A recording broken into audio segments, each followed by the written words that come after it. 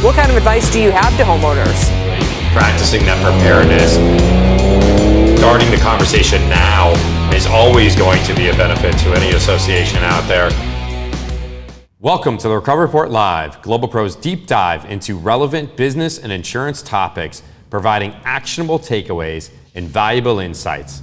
We aim to update, educate, and inform you weekly. I'm Dan Odess, president of Global Pro, where we manage risk to recovery.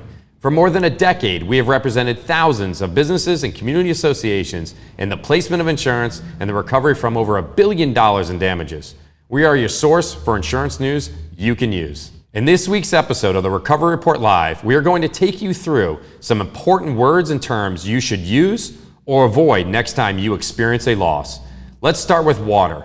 If you own commercial property or manage a community association, you will eventually deal with water damage to your building.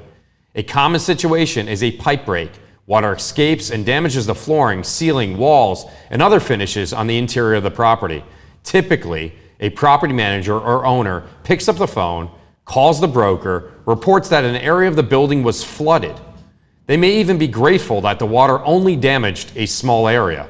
In their humble opinion, of course, they go as far as to ask the insurance company for contractor recommendations, then sign a, quote, turnkey agreement with the company because it's easy and they are promised that payment will come straight from the insurance company and the manager will immediately move on and focus on their typical daily tasks. What could possibly go wrong? In this situation, many things could lead to the denial, underpayment, or delay of the claim. First, look closely at the words used in the policy. If you do not have a copy of it, get it.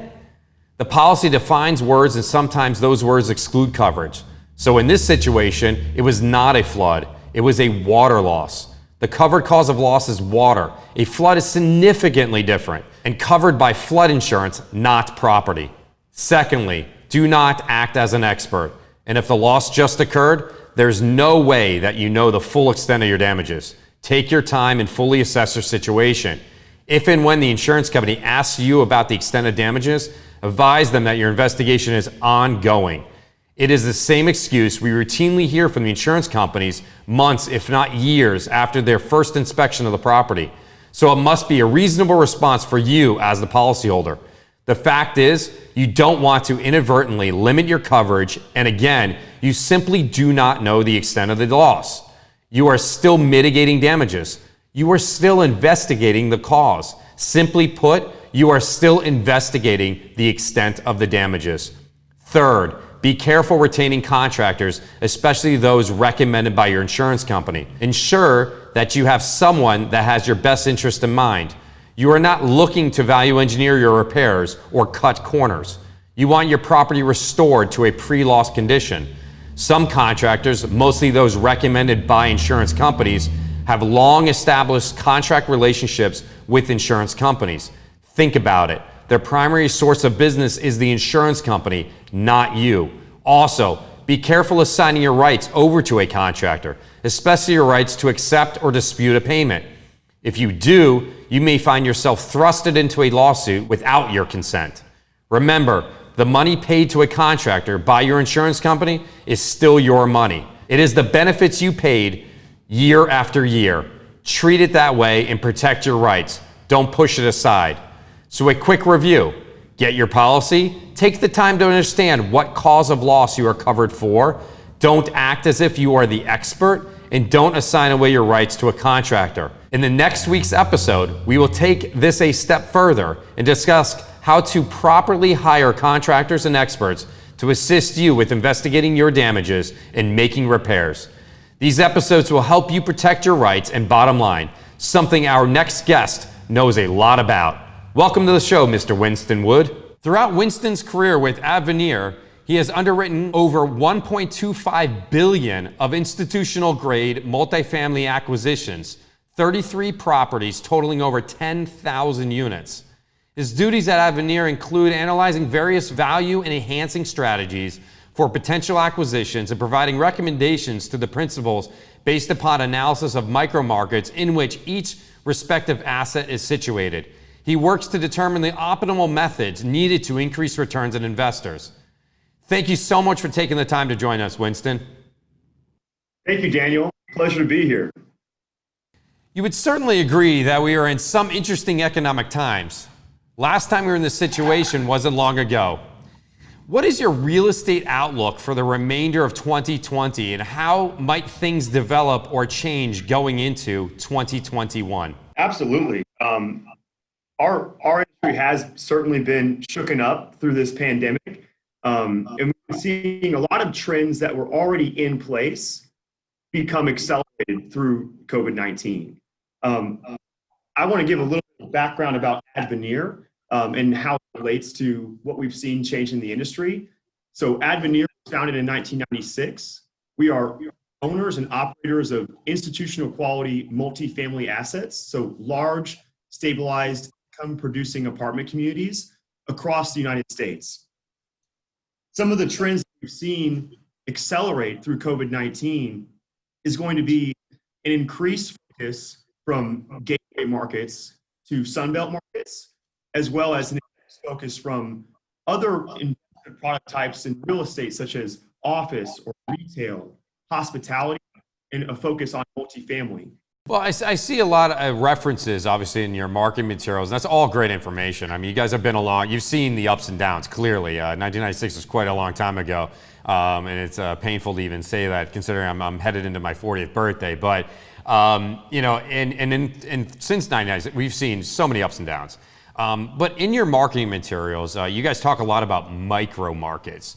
I want to take our audience through what is a micro market, how does Advenir identify one, and what are the advantages to looking at things that way? Because it's clearly a strategy at Advenir, and giving the breadth of your experience and Advenir's experience and success, it's a very interested concept, something that maybe not a lot of people hear about or reference to it. So what is a micro market, and what are the advantages to it?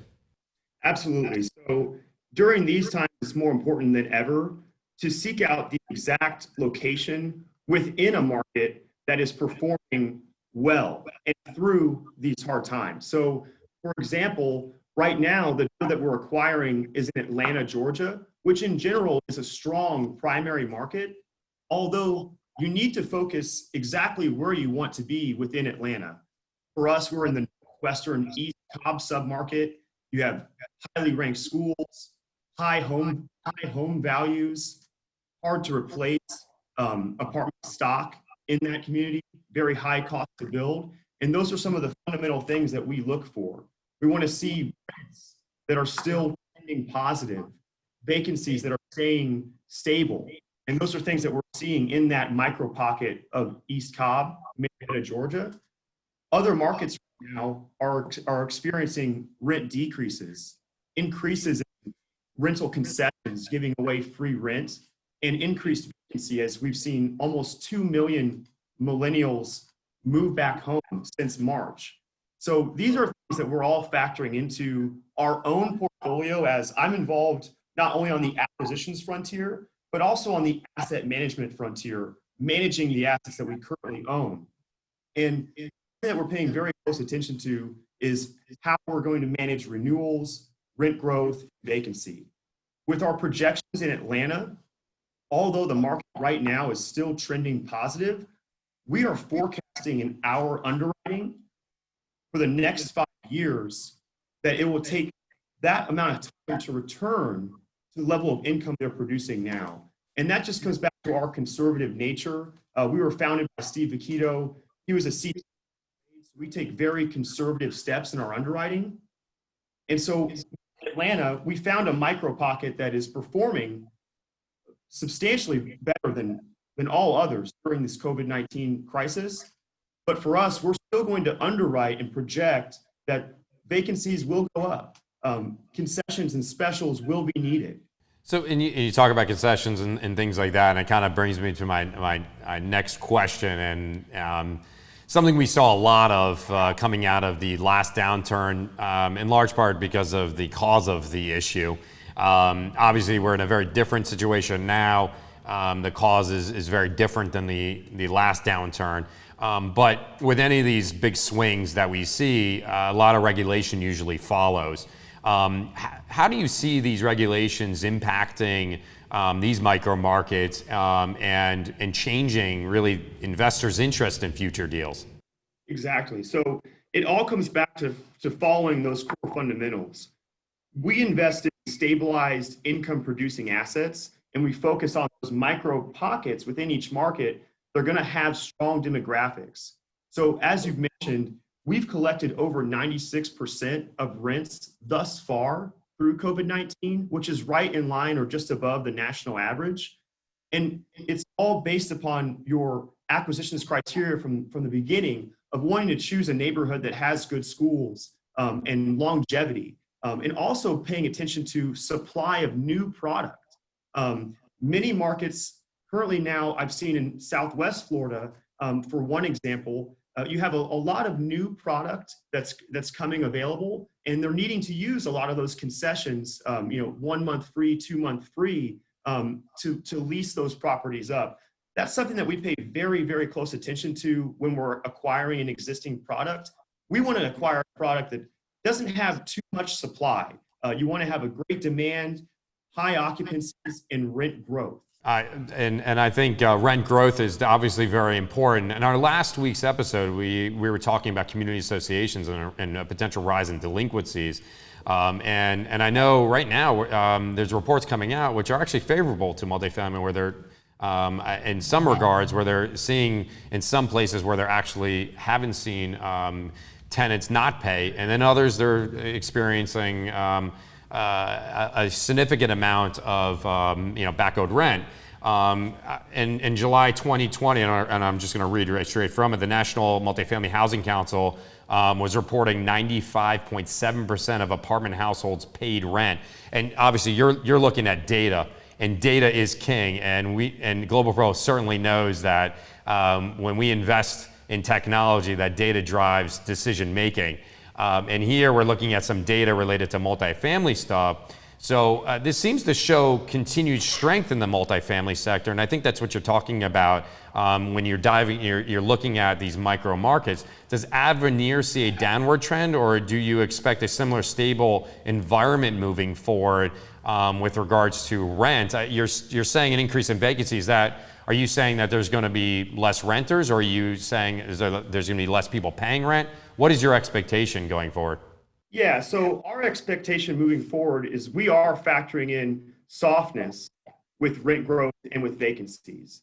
For us, all 43 of our investments are still cash flowing positive, are in no need for any form of capital call, and are in no need for any form of loan forgiveness. And the reason being is acquiring those stabilized assets that are producing cash flow. So even though we've taken that 3% hit on income collections, and maybe vacancy has ticked up a tick, we are still producing positive cash flow and are able to pay our investor distributions as we pay those monthly to our investors. But it does come back to not only paying attention to the micro pocket of the location, but what type of product are you investing in? Obviously, we're investing in multifamily, but where are you at in that scale? Are you in the luxury component? Are you in affordable tax credit? For us, we're right in the middle. We're in the large piece of the pyramid of market rate affordable housing. It's going to be your 1990s, 2000s, brand new product as well. But we're not typically appealing to the luxury renter that's going to be living in downtown Miami in Brickell, or we're not appealing to the Section 8 renter that is using government funds to pay. We feel that demographic of rent by necessity is really the stickiest place to be. And that's what we've seen thus far with our portfolio outperforming most who have more holdings in more of a C-class, submarkets that have maybe a little more crime, or older properties built in the 70s. So for us, what we've been seeing with the data trends is that middle ground is the safest investment. And I'll tell you, I've been here now for 6 years, and that's something I've only seen mature and escalate. You have continued sources of capital that have identified multifamily as a great investment, and you have lots of funds that are now focusing on acquiring specifically those assets. Something unique about Advenir, we are not a fund, we are syndicators. So each individual property is its own investment.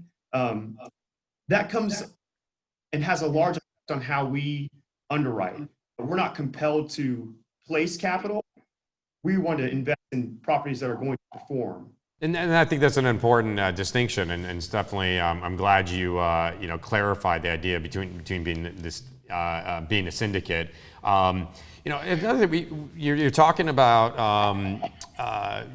economic struggles. And in our last downturn, we saw a quick correction. I would call it quick. It didn't take the economy very long to get back, and then it just was absolutely gangbusters.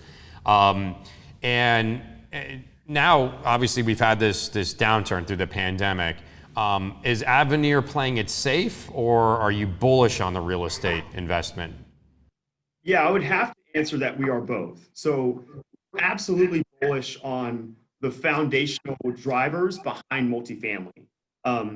You've seen an evolution where 20 years ago, multifamily was a transitional, apartment living was a transitional place to be.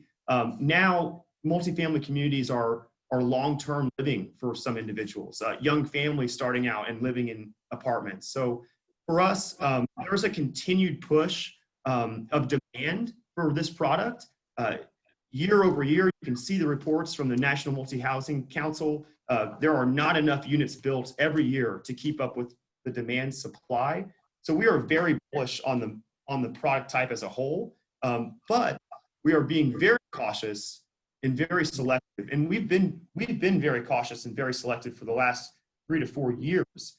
Just watching capital chasing after some of these acquisitions, seeing cap rates go down as the prices go up, and making sure that we're very selective on investments that we really believe in will be great performers. Because for us, we're directly invested in the same LP with our investors.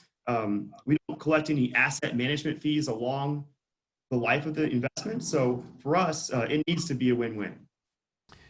And let's talk about a little bit how you're valuing things, because I think it's very interesting and definitely something our audience would be interested in hearing about. In your key factors, as you guys mentioned in your marketing materials, you say, and I quote, purchasing multifamily assets below replacement costs in markets with high barriers to entry. In the insurance worlds, we use the word replacement costs, I believe, in a very different way. Can you give us an example of what below replacement cost means to Advenir, and what are the typical barriers of entry to Advenir when evaluating a potential investment? Absolutely. So it kind of touches on what we spoke about earlier with paying attention to supply, how much new product is in the area and how is it performing? How easy is it to build this new product? For example, with the Atlanta property, this fits that definition perfectly. You're buying an asset for $175,000 per unit, so 300 units. To build in that market right now, you would have to build a mid-rise community, so podium parking, and the replacement cost on that today is $255,000 a unit. So you want to be acquiring an existing asset for below what today's replacement cost is, if possible. In some markets, that's not as easy to do, but that is a great basis to be. You guys seem like you're crunching data there all day long, every day, almost 7 days a week, trying to pigeonhole or get into those, not pigeonhole certainly. You want to dive into those micro markets. You want to look at those issues, and you're certainly doing tremendous evaluation. At Global Pro Venture, we will underwrite 450 investment opportunities a year, and we will take down 4 or 5. So it's about a 1% strike point from looking at an investment opportunity and it meeting all of our criteria that we're looking at for it to be a good investment. Definitely crunching a lot of data. And something you had an opportunity to talk with Matt, our VP in New York, also co-founder of Global Pro Ventures, about what we're doing there, and we're evaluating one of your deals being offered now. I had an opportunity to take a look at it, review it. and very grateful for the information. In general, we continue to see migration from large cities to the Northeast. From the larger cities to warmer, stronger growth, job growth, and lower tax southeastern cities, such as Atlanta, Georgia, where you've been talking about one of your investments in that area. Your investment focus should continue to benefit greatly from this tailwind and the interest in those areas. Obviously, lower taxes, strong job growth, just the warmer climate, right? Does Advenir see this as a cyclical cycle, or is this more of a long-term change that you're tracking? Absolutely, Daniel. I think this is a long-term change. This is something that Advenir was founded on back in 1996, was to focus on those low tax, high growth, regulatory markets. And so you'll see that the states that we are in make up the southeastern smile, so to speak, and then also Colorado. I think absolutely what we're seeing today happening in some of these large coastal cities, you're going to continue to see that flight of capital to the southeast, into states with low taxation, low regulatory business laws. I think that's something we've been seeing for a number of years now. We have a data tool where you can click on each individual zip code, and you can click on one particular county in New York and see the flow of dollars and where that's going to. And it's all traced on tax returns, right? So that is a real shift that is happening. I absolutely believe that the secondary markets, the Columbia, South Carolinas, the Atlantas, Miamis, are all going to be Charlotte's, Raleigh, Austin, Texas. All those markets are going to continue to see a higher rate of growth moving forward than I think what you'll see with the traditional New York Cities, San Franciscos of the world. And you're seeing that priced into public markets now. Those funds are being shifted and allocated as we speak. COVID-19 has certainly made that impact. Yeah, big impact. I think it's changed our lives forever going forward for a lot of different reasons, good and bad. Well, Winston, you're obviously know what you're doing. A lot of success there. Advenir seems like an incredible company, doing something very unique and interesting. So how can our audience get in touch with you? Yeah, absolutely. They're more than welcome to send us an email. We're happy to always schedule meetings, Zoom meetings if you prefer, and to walk through what we do and how we do it. We have a lot of fun here, and we've been around for a long time, and we anticipate to continue the same. All right, well, huge thank to Winston and all of our attendees that turned in this week. Go online at getglobalpro.com, check out our website, click the resource section to read and download important information you need to be prepared.